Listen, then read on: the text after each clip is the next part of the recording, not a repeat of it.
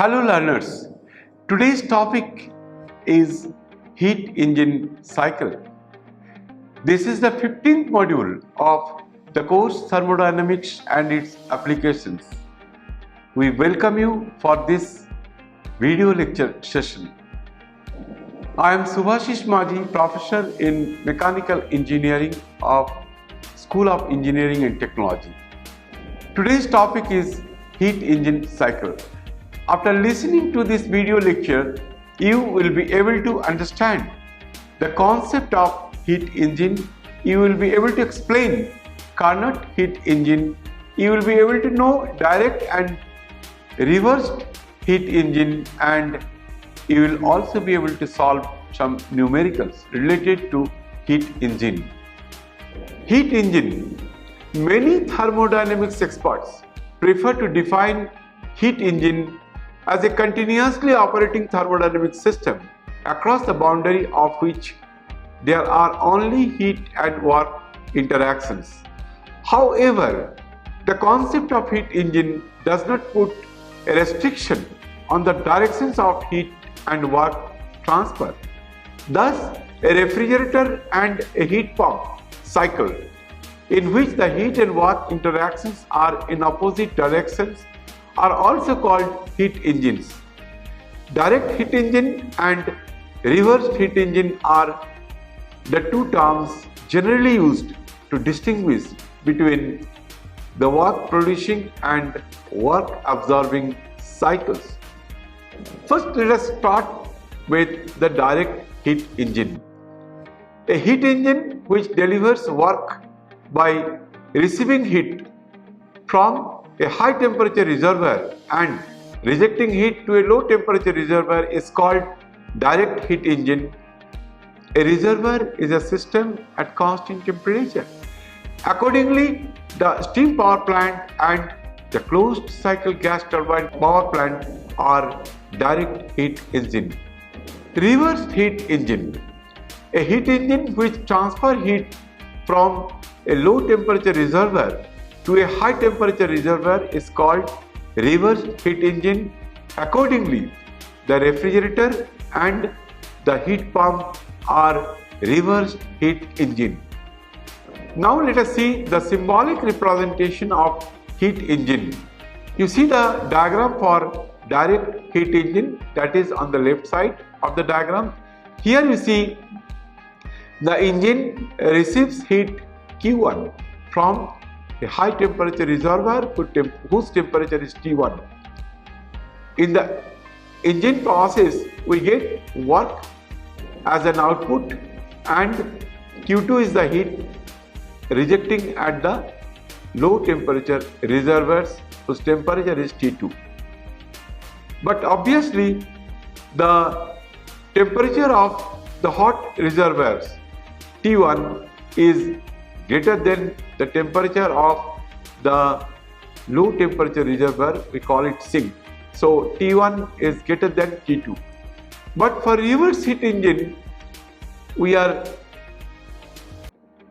transferring Q2 heat taking from the low temperature reservoir and sending it to the high temperature reservoir, for which we have to perform work. So for reversed heat engine, that is work done onto the system, and for the direct heat engine, that is work done by the system. So for direct heat engine, W will be considered as positive, but for the reverse heat engine, we will consider W is negative because heat input to the system is positive, work input to the system is negative. When work is done onto the system is considered as negative, or when work is done by the system considered as positive as per the sign convention, and the heat input to the system is considered as positive. Say for example, direct heat engine, Q1 is heat input to the system and Q2 is heat leaving from the system, so that's why Q2 will be considered as negative. But for reverse engine, Q2 is heat input to the system, it is considered as positive. For reverse heat engine, Q1, that means heat is leaving from the system, that's why it is considered as negative. And for the reverse heat engine, W will be considered as negative, and for the direct heat engine, W will be considered as positive. So this will be as per the sign convention for heat as well as the work. By now, it is clear that a direct heat engine is one in which the working substance undergoes a thermodynamic cycle to produce work, while heat is transferred to the working substance from a high temperature system, and the working substance in turn transfer out heat to a low temperature system. Thus, it can be said that heat engine operates between two systems at different temperature. The high temperature system at a fixed temperature with which the heat engine engages in heat transfer is usually referred to high temperature reservoir. Similarly, the low temperature system at fixed temperature with which the heat engine engages in heat transfer is usually called a low temperature reservoir. Reversible heat engine. A heat engine having heat interactions with two different temperature reservoirs is said to be reversible if its efficiency while operating as a direct heat engine is equal to the reciprocal of its coefficient of performance when it works as a heat pump between the same two temperatures. We will be discussing the reversible process and reversible heat engine in our next lecture in detail, but for the time being, you just know the definitions of a reverse heat engine, that says that a heat engine having heat interactions with two different temperatures reservoirs is said to be reversible if its efficiency while operating as a direct heat engine is equal to the reciprocal of its coefficient of performance when it works as a heat pump between the same two temperatures. Reversible process and irreversible process. A process is said to be reversible if, after the process is completed, means can be found to restore the system and all parts of the surroundings to the states they were in at the start of the process. In fact, the reversible process are actually very few. Most of the processes which are there are irreversible processes. The factors that make a process irreversible are friction, solid and fluid frictions, unresisted expansion, heat transfer with finite temperature difference, and mixing, etc. So most of the processes which are occurring in nature are irreversible processes. Now we will discuss about an ideal heat engine. Just now we have discussed about high temperature reservoir or high temperature source whose temperature is TH, and Q1 is the heat taken from the high temperature reservoirs by the turbine. Here we are considering a turbine, and TL is the temperature of the heat which is given out at low temperature sink, and in due course of time work is done by the system. So heat is added at constant temperature to the fluid at high temperature source.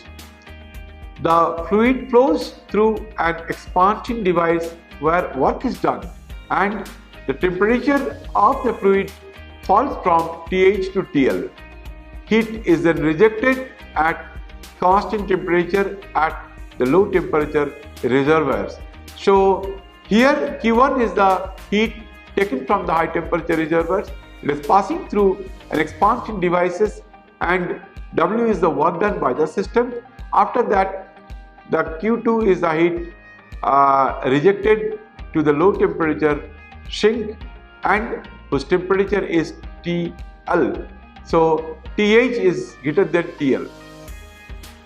Now we will consider the closed cycle heat engine. Again here we are considering two sources. One is high temperature source, that temperature is TH, and there is low temperature reservoir. We consider it, the temperature as TL, and here the Q1 is the heat taken from the high temperature source whose temperature is TH, and it is passing through the expansion device, thus the work W, and the Q2 is the heat rejected to the low temperature sink, and after that compressor work onto the system or working fluid, and the temperature rises to TH, and again it is sent to the high temperature reservoirs.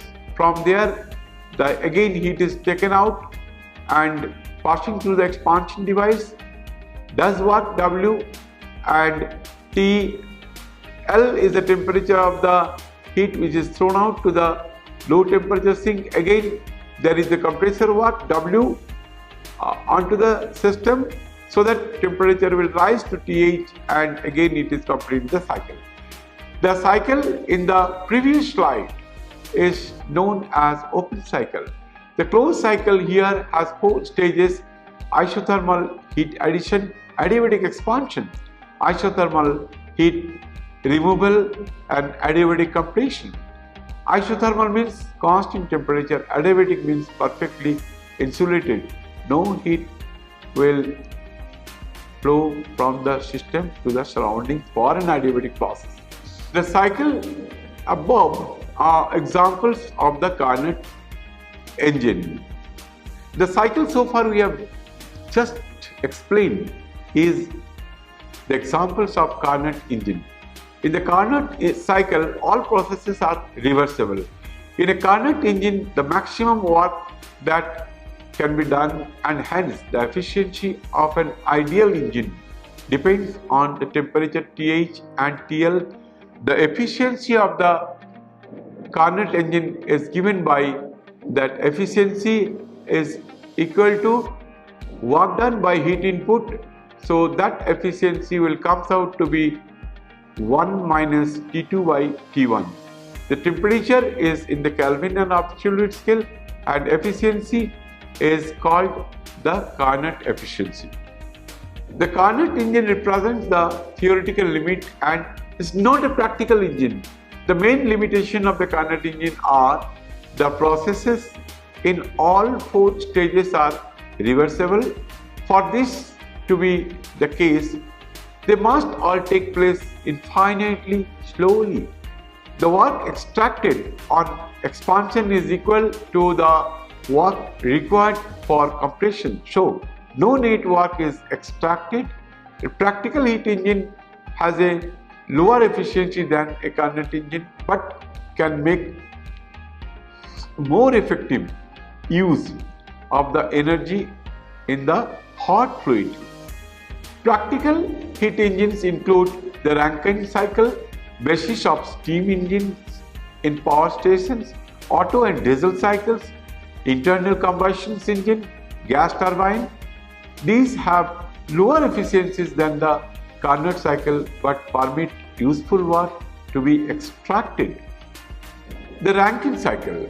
This has two differences to the Carnot cycle. There must be reasonable temperature difference in the boiler and condenser to ensure that heat addition and heat rejection occurs at an acceptable rate. the turbine exhaust is completely condensed and returned to the boiler by a pump. This uses very much less energy than a compressor. These result in lower efficiencies than the Carnot cycle but permit useful work to be done. Other cycles are also available like Otto cycle, diesel cycle and gas turbine cycle. All involves an initial compression stage but are otherwise open cycle process. Combined cycle gas turbine is also there. This combines a gas turbine with a Rankine steam cycle to maximize the work extracted from the fuel. Efficiencies are much less to Carnot efficiencies than in other practical cycle used to date. But dear learners, you must remember that most of the processes occurring in different thermodynamic cycles are not reversible and adiabatic process. They are irreversible process. That's why the efficiencies of those cycles are much lesser than the efficiencies of the ideal cycle known as Carnot cycle. But we have to see that we have to reduce the entropy generations for which the efficiencies are lowering down so that we can improve upon the efficiencies of the system so that it will be more efficient. Heat engine is a device which derives heat from the combustion of fuel and converts part of this energy into mechanical work. An IC engine, that is internal combustion engine, is a reciprocating heat engine in which fuel is mixed with correct amount of air and is burned inside a cylinder. The gaseous products of combustion form the working substance which moves the piston and produce mechanical work at the engine crankshaft. Now here this is the simple diagram for heat engine. There is a source whose temperature is T1 and Q1 is the heat taken from the high temperature source and passing through an expansion device or engine which does work W, and the Q2 is the heat rejected to the sink. So T1 is greater than T2, and here we get the efficiency as W by Q1, that is efficiency of the engine is output by input. So here output is W, input is Q1, so efficiencies of the engine is W by Q1, but W is equal to Q1 minus Q2, so we can write the expression for the efficiency of the engine is Q1 minus Q2 divided by Q1. That comes out to be efficiency equal to 1 minus Q2 by Q1. For a Carnot engine, we can write efficiency is equal to 1 minus T2 by T1. Dear learners, we have got the expressions for the efficiency for a heat engine. That efficiency is nothing but the output by input. Output is W, input is Q1. So efficiency is equal to W by Q1, but W is equal to Q1 minus Q2. So efficiency equal to Q1 minus Q2 divided by Q1. For Carnot cycle, we can write the efficiency equal to 1 minus T2 by T1, where T2 is the temperature of sink and T1 is the temperature of the source in Kelvin scale. Now let us see for nuclear power plant, a very large heat engine.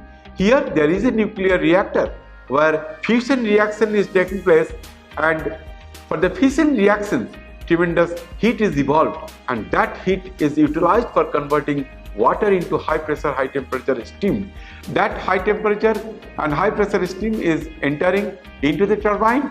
The turbine shaft rotates and the shaft of the turbine is coupled with the shaft of the generator, which in turn producing electricity, and that electricity is put in the grid so that it can be transported over a long distance for using at the end users. So this is the diagram for nuclear power plant. Now the efficiency of the heat engine, that work efficiency is work out divided by heat in, that is equal to W by Q1, and apply the first law to the working substance, that is del U is equal to Q1 minus Q2 minus W, but for a cyclic process change in internal energy is 0, so W is equal to Q1 minus Q2. So substituting this, we get the efficiency is equal to W by Q1 equal to Q1 minus Q2 by Q1 is equal to 1 minus Q2 by Q1. Note that efficiency is maximum when Q2 is minimum. Now for the Carnot engine, the source temperature is T1, the sink temperature is T2, and W is the work done by the system, Q1 is the heat input to the system, and Q2 is the heat rejected to the sink. And for this case, again we can calculate the efficiency, and it is not violating the Kelvin-Planck statement. But dear learners, you must remember that T1 is always greater than the T2, that is temperature of the source is always greater than the temperature of the sink. What is special about a Carnot engine? Heat is transferred to or from only two reservoirs at fixed temperature T1 and T2, not at a variety of temperatures. Number 2, heat transfer is the most efficient possible because the temperature of the working substance equals the temperature of the reservoirs. No heat is wasted in flowing from hot to cold. Number 3, the cycle uses an adiabatic process to raise and lower the temperature of the working substance. No heat is wasted in heating up the working substance. Number 4, Carnot cycles are reversible. Not all cycles are. Now for the heat engine, we have already discussed that there is a source whose temperature is T1, there is work done by the engine, Q1 is the heat input to the engine, and Q2 is the heat rejected to the sink. But my dear friend, that if Q2 is 0, that means the total work done is equal to the heat input, that means the efficiency is 100%. So even though it is working in between the two reservoirs, one reservoir is a hot reservoir, another one is sink cold reservoirs, T1 is greater than T2, but this process is impossible because it is violating the Kelvin-Planck statement that we cannot have efficiency for an engine is 100%. Now for this case, a heat engine, even though there is a source whose temperature is T1, but heat engine is not receiving any heat from the source, but only work is done onto the system, that is a reverse Carnot engine, in which Q2 is the heat rejected to the sink. So in this case, W is equal to Q2 we get from the conservation of energy principle. This is possible. Examples: friction creating heat, isothermal compression of ideal gas, etc. Now refrigerator, a heat engine operating in reverse. There is a source temperature T1, there is a sink temperature T2, there is work done onto the reversed engine in which Q2 is the heat taken from the sink and it is delivered to the source. The heat delivered to the source is Q1, and COP of the refrigerator is the net refrigerating effect. Here it is Q2, that is the heat taken from the sink and after doing work onto the reverse engine, and Q1 is the net heat delivered to the source. So what is Q1? That is Q2 plus W. So COP means how much heat is taken from the low temperature reservoirs and divided by work done onto the system. This is the COP means coefficient of performance of the refrigerator. Now let us very quickly solve some very interesting numericals. So exercise 1. A heat engine operates between 527 degrees centigrade and 27 degrees centigrade. Find the efficiency if the engine is reversible and the engine is irreversible. Here there is an engine takes heat from a high temperature reservoirs. Q1 is the heat taken from the high temperature reservoirs and Q2 is the heat rejected to the low temperature reservoir, that we call it sink. High temperature reservoirs we call it shores. So we can very well calculate for a reversible engine. We know that efficiency is equal to 1 minus T2 by T1. Here T1 and T2 are given as 527 degrees centigrade and 27 degrees centigrade, but dear learners, you must remember that we have to, while using the efficiency term, we have to convert these temperatures into Kelvin scale by adding 273.